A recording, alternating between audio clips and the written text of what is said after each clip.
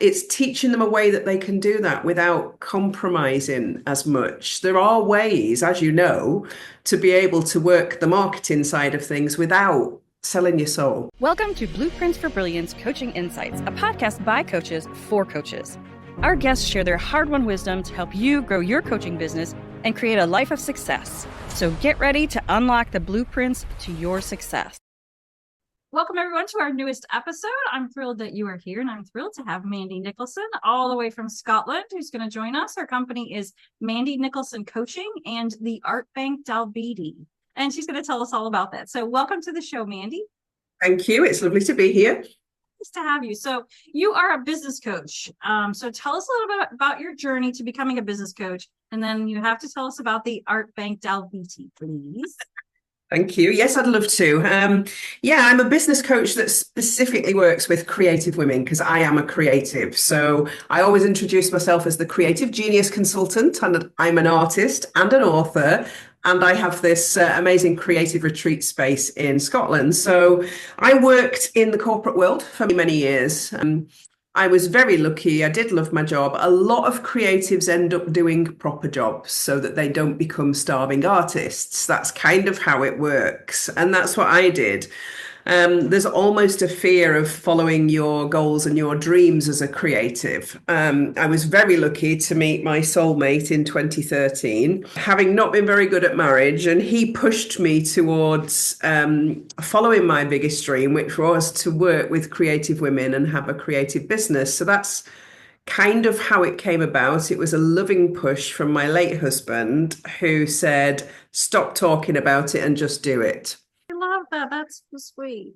So yes, and I did, and I launched my business on Boxing Day 2019, and it has grown and grown since then through COVID, through the pandemic, because a lot of people went online during the pandemic, and I have helped many creative women to build their creative businesses and believe in themselves that they actually already have the power to be able to do that. Oh, that's wonderful, because I have two creative children. One is at university studying illustration, and the other is coming out of high school and going to university to study sculpture. So, there's always a fear as a mom that, are you going to be able to feed and clothe yourself with an art degree? And so you are making sure people can make that happen. And that isn't it. There's this underlying societal belief that as a creative, you won't be able to make money. Both of my children are creative and neurodivergent. Both of my kids are autistic. My daughter's just got a first class honours degree in art and design from Northumbria University. She won the new graduate award. She's exhibited at the Baltic Contemporary Art Centre and Middlesbrough Art Show. And my son is an illustrator and animator. So they've made sense of the world through their creativity, which is how I know I can help creative women.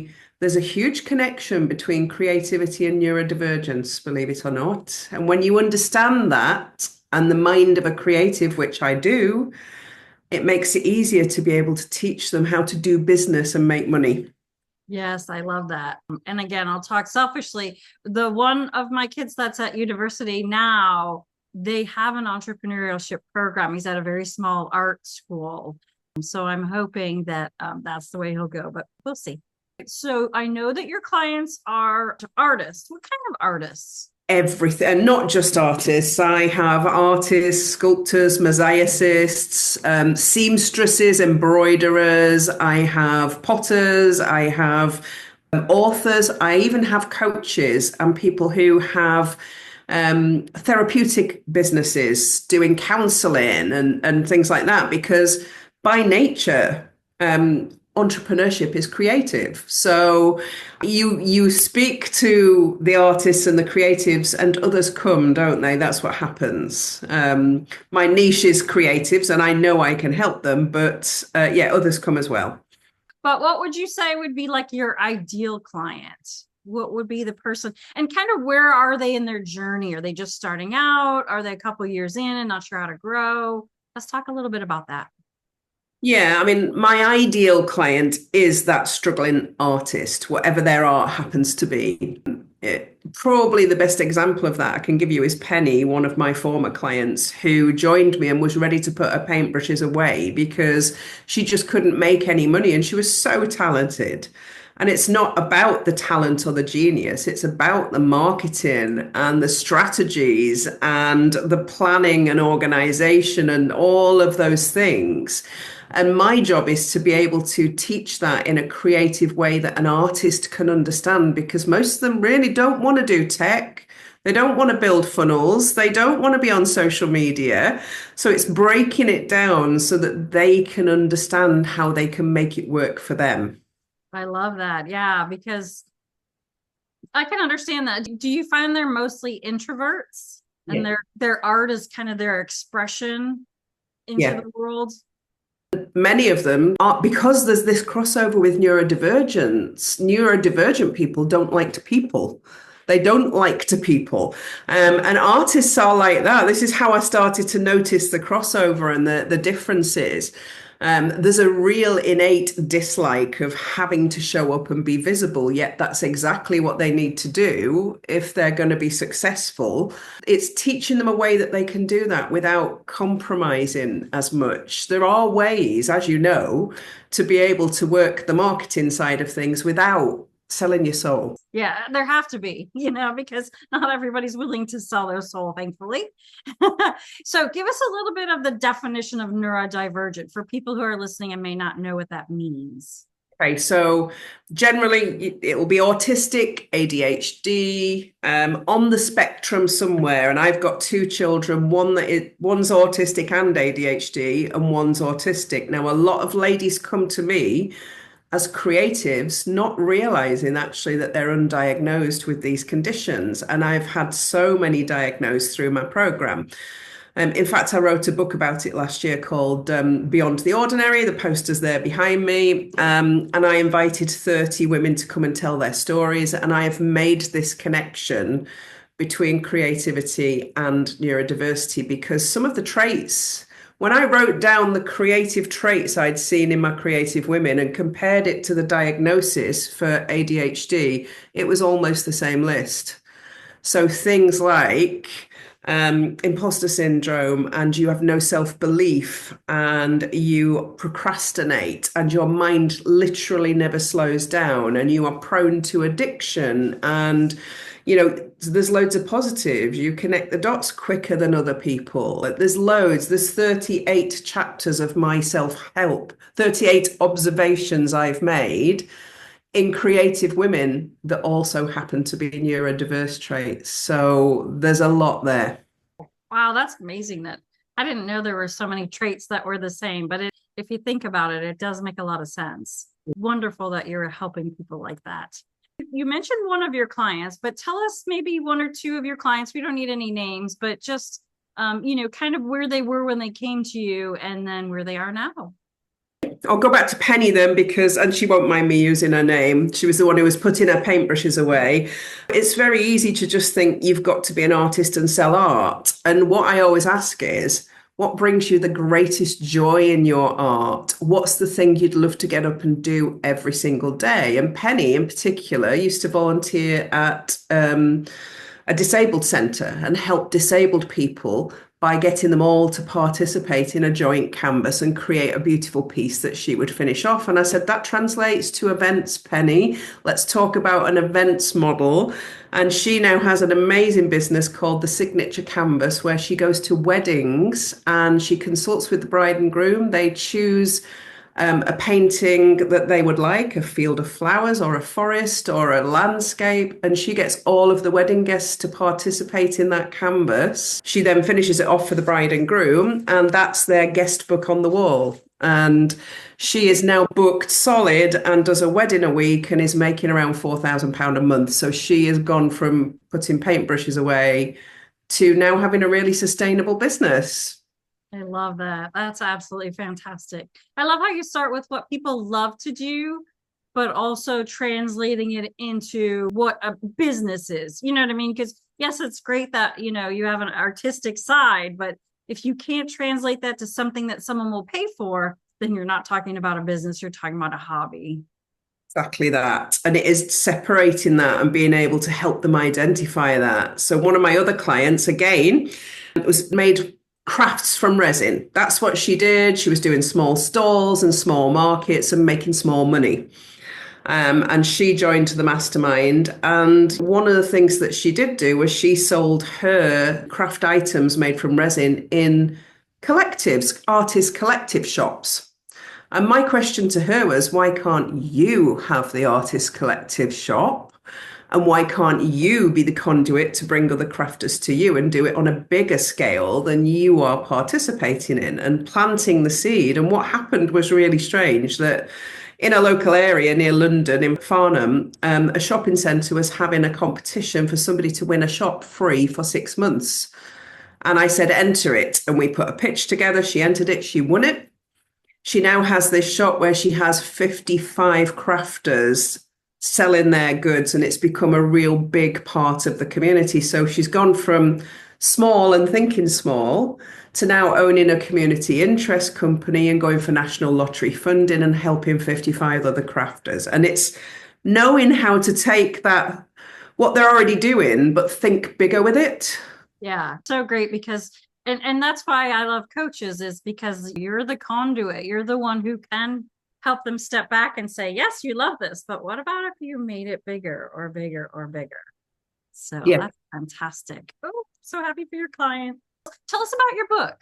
So I have more than one book because I'm an author as well. So my first book, The Life I Won, is my story, because in 2009, I was working in corporate, 90-hour weeks, and I had an event happened. It was actually a car accident, and it triggered a series of unfortunate events and reset my life. And I ended up at rock bottom, jobless, single mum, living in social housing, no money. I was bankrupt. I lost everything. My marriage, my business on the side, my job, everything. And when you land at the rock bottom, there's only one way you can go. And I rebuilt from there. So the first book is called The Life I Won, because it was the best thing that ever happened to me. So that's my first book, and I've written that under my pen name of AJ King, because that's a tribute to my late father, who died during those series of unfortunate events. And then the Beyond the Ordinary, we launched last October. I was a keynote speaker at an event and launched it at the event, and it went to #1 on Amazon whilst I was speaking at that event. Oh, that's brilliant. That's the beauty of technology, right? Everybody's on their phone going, I need to buy it right now. Well, I was a keynote speaker, and I basically said to the audience, everybody get your phones out, right? On KDP right now, we have just launched this new book. I want you all to go on and buy it for 99p, and let's get this book to #1, and it worked. So there's always a way, isn't there? So we launched Beyond the Ordinary in October. That's my self-help book, my observations of creativity and neurodivergence. And there's stories of 30 real women in there who are creative, neurodiverse, and they talk to the traits. So we've got people with addictions in there that have been victims of domestic violence, that are autistic, that have got physical illnesses and have experienced cancer and other things. There's some really touching, amazing stories in there. So that was a real passion project for me that has worked for them. And we now have a podcast to accompany that as well, where it literally is us reading out the chapters on each podcast episode. So we don't know where that's going to go yet. So tell us the name of the podcast. It's Beyond the Ordinary, and it's available on all of the main podcast sites. So everything is beyond the ordinary with that book, because it is beyond the ordinary. I love that. Do you have some of the people whose stories are in there? Yep. Kelly, the crafter, who now has the shop with 55 women in it. Yes, there's a few of the ladies that I've mentioned that are in the book. So yes, and I suppose that's the joy of being a creative as well, because there's no barriers to what you can create in any one period of 12 months. And that's how I view things. And then obviously I've got the art bank as well, which I've got a million stories from, where I run creative retreats. So you can come here. This is another story. My husband got ill in COVID in 2020, and he died in April 2020. And he was the one who pushed me towards my creative business. I felt I owed it to him to think big and go bigger. and I sold our home, moved to Scotland, and was looking for I wanted a castle in Scotland to run creative retreats. I was thinking big. The universe put in front of me a miniature version of the very castle that I'd visualized on my vision board in the form of an ex-bank. And it was so run down and needed renovating. And I thought, well, there's a passion project. That's going to give me some purpose in the grief after my husband died. So I bought it, I renovated it, and I now have 3 themed rooms, the Van Gogh room, the Monet room, and the Picasso room. And I bring ladies here for retreats. Every month from April till October, I do one retreat. They come here for 4 days and we go paint in the woods, at the beach. We channel the energy of the Scottish landscape. We create, we craft, we sew, we do all sorts of things, but we also expand their thinking in their businesses and their lives so they can go away with a plan for change. That's what happens at a creative retreat. And outside of my retreats, I do bed and breakfast here. So people come here for a magical B&B experience. So I've converted every part of my life into something creative now. And the place itself is like a walk-through gallery. All of my clients display the work here. I've got my work here. It's magical, and I believe it is.